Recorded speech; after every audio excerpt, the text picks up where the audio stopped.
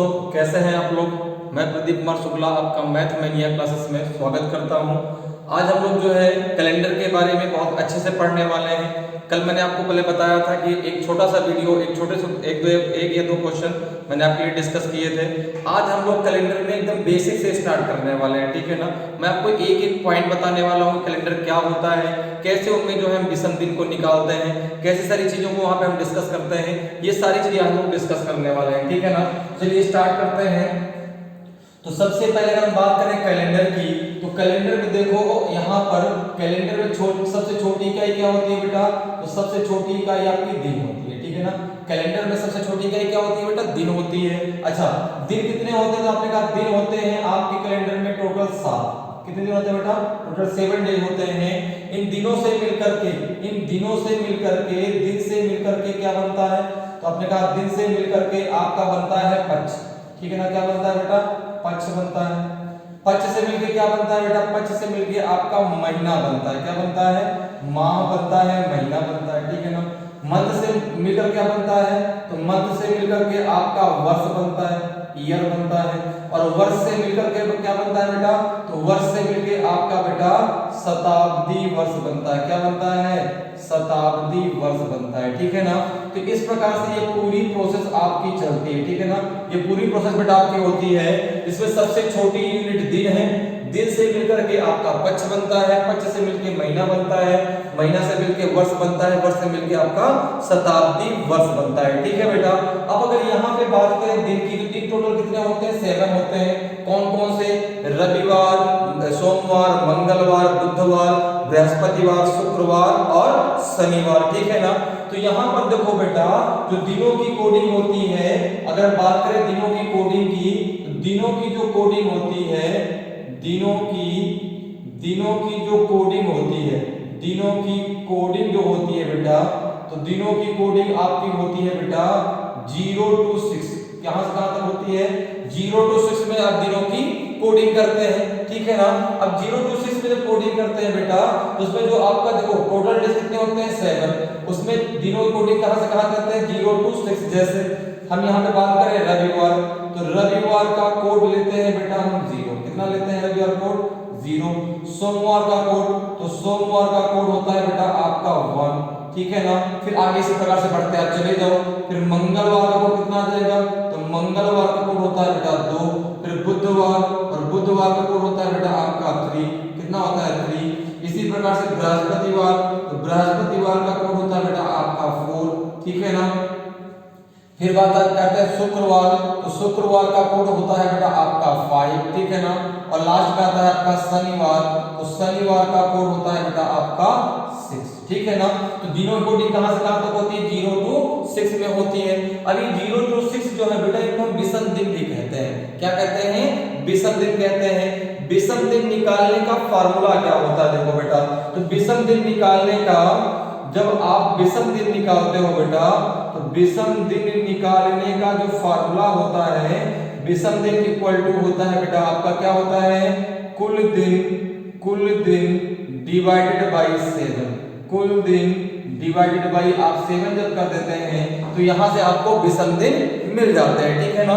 वो संख्या विषम दिनों की क्या होगी, 0 to 6 होगी। तो विषम दिन निकालने का फार्मूला क्या हो गया, कि टोटल डेज को आप 7 से डिवाइड कर दें, जो बचेगा वही आपका आंसर होगा। तो यहाँ पे एक चीज याद रखना है आपको, कि 7 से 7 से भाग देने पर 7 से भाग देने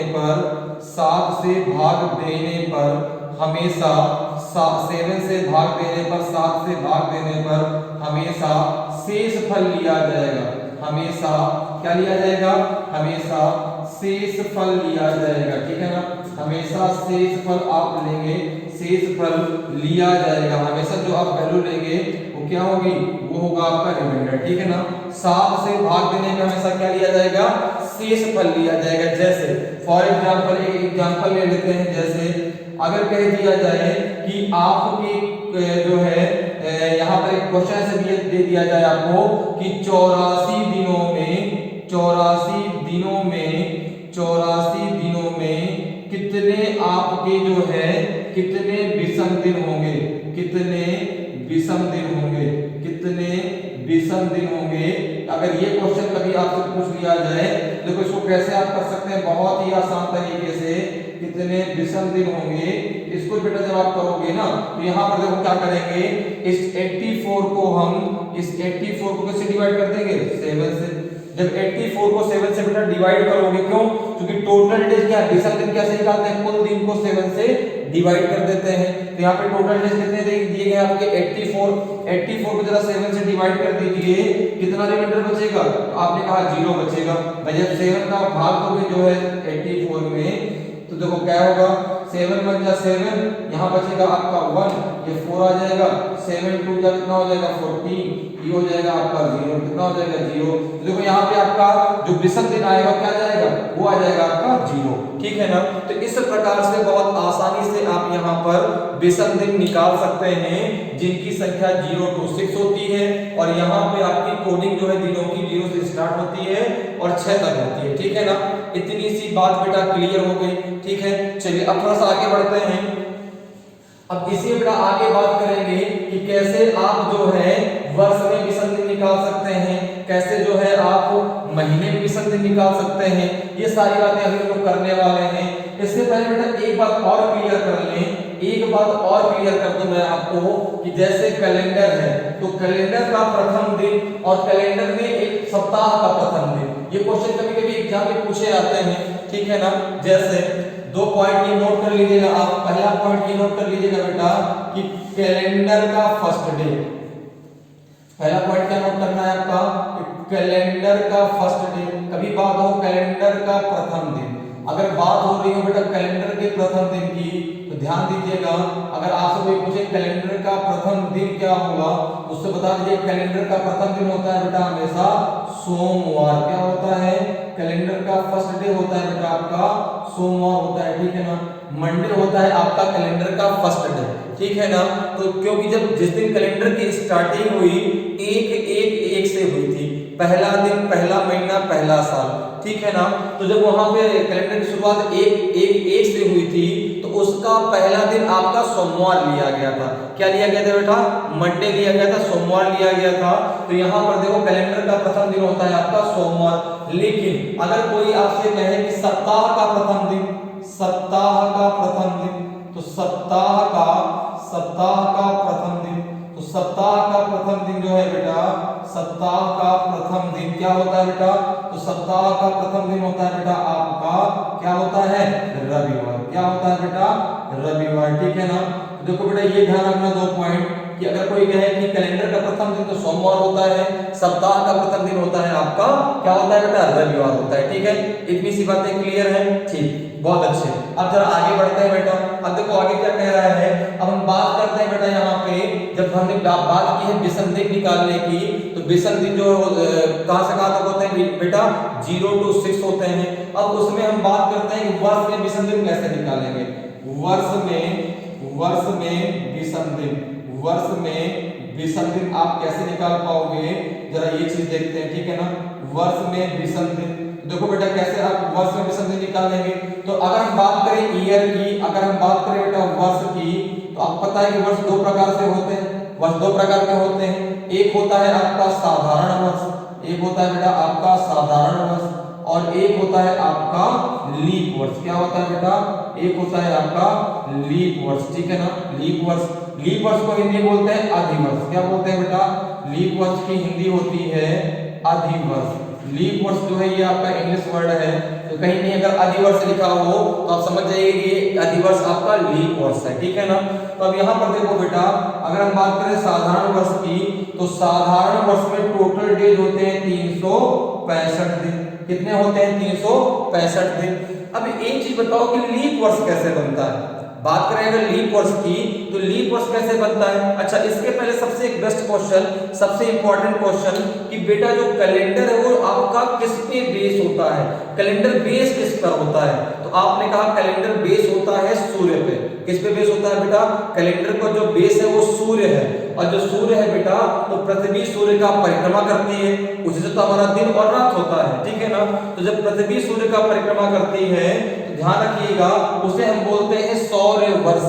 क्या बोलते हैं, सौर वर्ष। तो पृथ्वी जो है, पृथ्वी सूर्य का परिक्रमा पृथ्वी सूर्य का परिक्रमा, सूर्य का परिक्रमा, ठीक है ना, पृथ्वी जो है सूर्य का परिक्रमा कितने दिन में कर लेती है? पृथ्वी सूर्य का परिक्रमा कर लेती है बेटा 365 दिन, 365 दिन, ठीक है ना, 5 घंटे, 365 दिन 5 घंटे 48 मिनट, 48 मिनट और 47 सेकंड में, ठीक है ना, 48 मिनट और 47 सेकंड में पूरा करती है।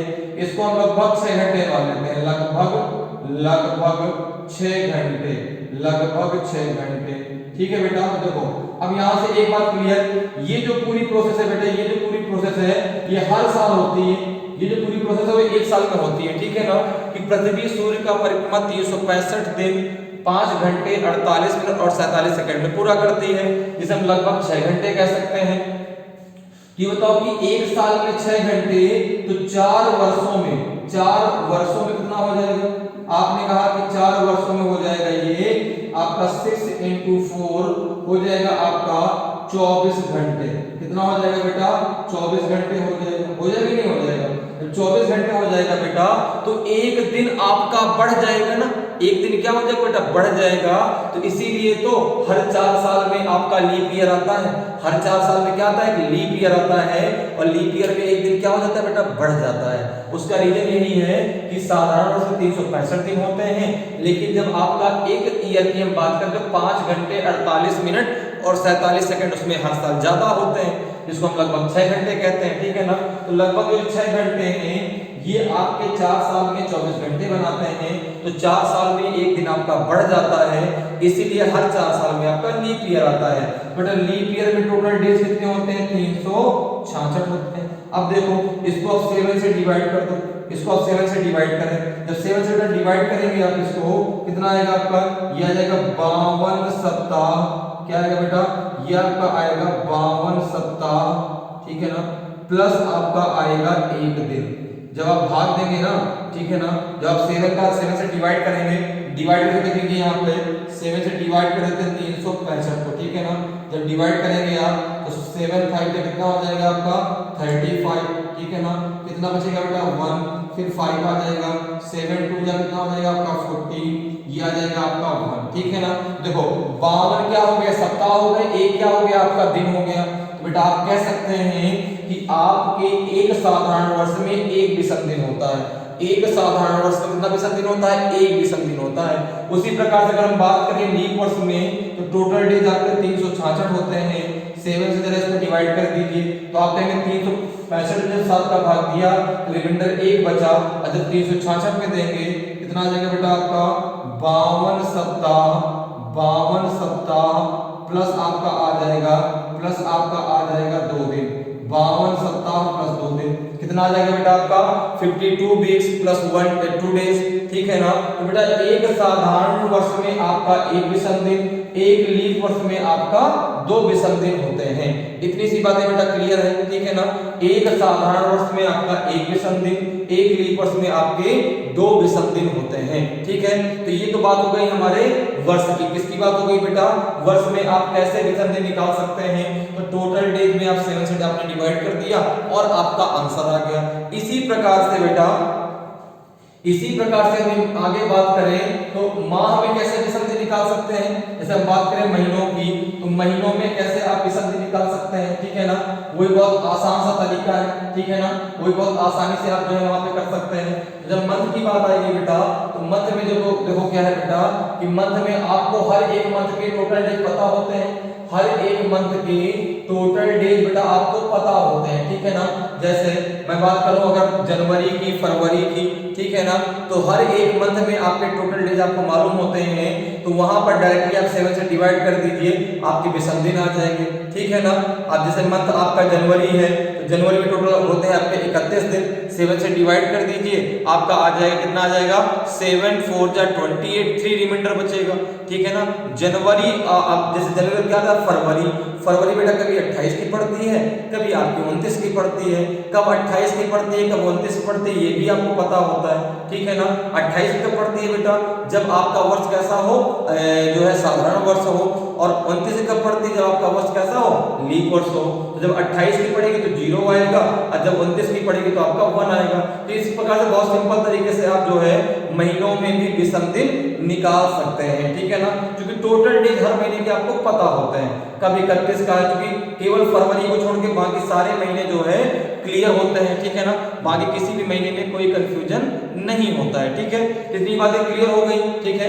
अब जरा थोड़ा सा आगे बढ़ते हैं। अब बात करते हैं बेटा कि कैसे किसी वर्ष को आप पता कर सकते हैं कि वह आपका लीप वर्ष है कि वह आपका साधारण वर्ष है, ठीक है ना। तो देखो बेटा कैसे हम पता कर सकते हैं वर्ष में जो है लीप वर्ष पता करना, लीप वर्ष ज्ञात करना या पता मतलब ज्ञात करना, ठीक है ना। लीप वर्ष ज्ञात करना, तो कैसे हम पता करेंगे कि हमारा लीप वर्ष है, ठीक है ना। लीप वर्ष ज्ञात करना किस चीज की जरा बात कर लेते हैं, क्योंकि यहाँ से क्वेश्चन बहुत अच्छे क्वेश्चन पूछे जाते हैं, ठीक है ना। तो अगर हम लीप वर्ष ज्ञात करने की बेटा बात करें तो वो सबसे एक सिंपल सा तरीका है। सबसे पहले बात करते हैं हम साधारण वर्ष में। किसमें बात करते हैं, साधारण वर्ष में। अब सर ये साधारण वर्ष क्या होता है बेटा, जैसे 1984 दिया है, ठीक है ना। तो एक बार हम बात करेंगे साधारण वर्ष में, और एक बार हम बात करेंगे शताब्दी वर्ष में। शताब्दी वर्ष कैसे, 100 ईयर दिया है, 1900 दिया है, 1500 दिया है, तो वहां पे कैसे आप उनको जो है बता सकते हैं कि अच्छा जब बात शताब्दी की होगी तो शताब्दी लीप ईयर कहलाएगा, जब बात यहाँ पे साधारण वर्ष की होगी तो लीप वर्ष कहलाएगा, ठीक है ना। जैसे हम अगर साधारण वर्ष की बात करें, अब जैसे इसको एग्जाम्पल के द्वारा समझें, किसके द्वारा, एग्जाम्पल के द्वारा, ठीक है ना। जैसे आपको दे दिया जाए बेटा कि 1995 कैसा ईयर है, आपको निकालना पड़ेगा 1995 कैसा ईयर है। तो ध्यान देना यहाँ पर जब आप बात करेंगे साधारण वर्ष की, ठीक है ना, जब बात किसकी हो, जब बात हो रही है साधारण वर्ष की, तो इसमें जो है इसमें क्या करते हैं बेटा, 4 से भाग देते हैं, 4 से भाग देते हैं। जब साधारण वर्ष दिया हो इसमें किससे भाग देते हैं, 4 से भाग दिया जाता है, 4 से भाग दिया जाता है, ठीक है ना। किससे भाग दिया जाता है बेटा, 4 से भाग दिया जाता है, ठीक है ना। 4 से जब भाग दिया जाता है तो अंतिम के केवल 2 डिजिट लिए जाते हैं, ठीक है ना। 4 जब भाग दिया जाता है बेटा तो अंतिम के दिए गए वर्ष के, ठीक है ना, दिए गए वर्ष के अंतिम के केवल 2 अंक लेने हैं, अंतिम के केवल 2 अंक लेने हैं, ठीक है ना। अंतिम के केवल 2 अंक लेने, कितने अंक लेने बेटा, केवल 2 अंक लेने, केवल 2 अंक लेने, ठीक है ना, 2 अंक लेने। अब देखो यहाँ पे देखो बेटा 2 अंक लेने हैं, क्या करना है बेटा, केवल 2 अंक आपको यहाँ पर से लेना है। जैसे देखो बेटा यहाँ दिया गया है 1995, तो यहाँ पे इसमें किससे भाग दिया जाएगा, 4 से, और दिए गए वर्ष के अंतिम के केवल 2 अंक लेंगे तो 95 को आप जरा 4 से डिवाइड कर दो। अब बेटा अगर पूरा भाग चला जाता है तो वह आपका लीप ईयर होगा, अगर पूरा भाग नहीं जाएगा तो वह आपका साधारण वर्ष होगा। जैसे बताओ 95 क्या 4 से पूर्णतः डिविजिबल है क्या 95 4 से डिविजिबल है क्या? तो आप बोलेंगे नहीं सर 95 4 से डिविजिबल नहीं है। जब 4 से डिविजिबल नहीं है बेटा तो ये आपका कैसा वर्ष है, और जब इसमें आपने भाग दिया तो 95 4 से डिविजिबल नहीं है 95, तो ये हो जाएगा आपका साधारण वर्ष। कैसा वर्ष हो जाएगा बेटा, ये हो जाएगा आपका साधारण वर्ष। 1995 कैसा वर्ष हो गया, साधारण। इसी प्रकार से एक एग्जांपल और लेते हैं, जैसे दिया होता आपका 1996 दिया होता, क्या दिया होता 1996, और 96 जो है 4 से क्या है पूरा डिविजिबल है। जब आप भाग देते कितनी बार जाता आपका, तो जब यहाँ पे 4 से आप डिवाइड कर देते तो 24 टाइम जाता, यहाँ पे रिमाइंडर आपका 0 आता ना, भाग कितना आता आपका, भागफल आता 24 और शेषफल आता आपका 0। तो जब शेषफल 0 आ जाएगा तो पूरा भाग चला जाएगा। तो 1996 कैसा ईयर है बेटा आपका, एक लीप वर्ष। कैसा वर्ष है बेटा आपका, यह आपका एक लीप वर्ष। इतनी बात क्लियर। तो ये तो हो गया बात साधारण वर्ष की। अब इसी प्रकार से अगर हम बात करें बेटा दूसरे नंबर पर, तो हम बात करते हैं शताब्दी वर्ष की। किसकी बात करते हैं बेटा? शताब्दी वर्ष की। किसकी बात करें? शताब्दी वर्ष की, ठीक है ना। तो देखो बेटा एक चीज और ध्यान देना, जिस प्रकार से आप जो है साधारण वर्ष में एक साल मिल करके 4 साल बनते हैं और हर 4 साल बाद आपका लीप ईयर आता है, ठीक है ना, उसी प्रकार से साधारण वर्ष में हर 400 साल बाद लीप ईयर आता है। हर 400 साल बाद लीप ईयर आता है। तो जैसे आप साधारण वर्ष में 4 का भाग देते हैं तो यहाँ पे 400 से भाग दिया जाता है। जैसे हमें पता करना हो कि 1900 कैसे शताब्दी है, 1900 जो है वो कैसी शताब्दी है, ध्यान देना। जब शताब्दी वर्ष होगा तो इसमें 400 से भाग दिया जाता है। इसमें 400 से भाग दिया जाता है। 400 से भाग दिया जाता है। 400 से भाग दिया जाता है, ठीक है ना। जिसको बेटा 400 से आप भाग दोगे ना, 400 से भाग दिया जाता है। तो बेटा जैसे 400 से आपने भाग दिया, अगर वह पूर्णतः डिविजिबल हो जाएगा तब तो शताब्दी लीप ईयर होगा।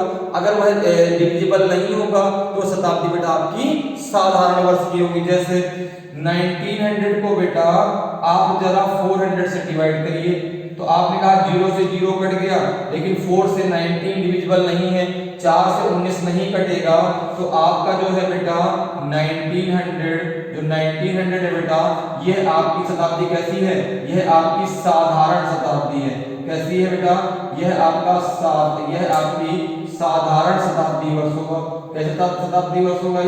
यह आपकी साधारण शताब्दी है, ठीक है ना, साधारण शताब्दी वर्ष है। इसी प्रकार से दिन एक उदाहरण और ले लेते हैं बेटा। जैसे आपने कहा 1600, क्या लेते हैं बेटा? 1600। आपने कहा 1600 को हमने किससे डिवाइड कर दिया? 1600 को आपने 400 से डिवाइड कर दिया, ठीक है ना।